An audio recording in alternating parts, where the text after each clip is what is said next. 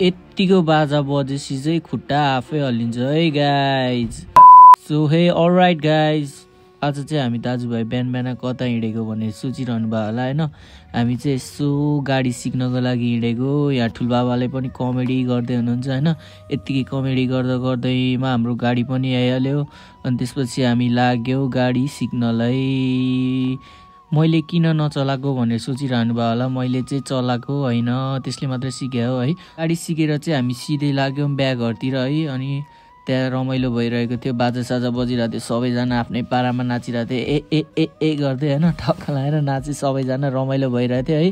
बिहा घरबाट निस्केर हामी चाहिँ सिधै लाग्यौँ भिडियो बनाउने ठाउँतिर। त्यहाँ चाहिँ यस्तो बवाल पेन्टिङहरू पनि राखेको थियो है भिडियो बनाउने ठाउँतिर। यस्तो एक्सपेन्सिभवाला है गाइज। टक्क अनि मैले पनि भिडियो सिडियो बनाएँ, सिनेमेटिक यताउता हिँडेर होइन। अनि त्यसपछि बोर लागेर अनि यसो बस्तीमा न त भनेको त खतरा रहेछ कि यो चाहिँ डेन्जर भने। यो चाहिँ ह्यान्डमेड हो, बवाल हुन्छ यो चाहिँ है। अनि त्यसपछि हामी फर्क्यौँ घरतिर।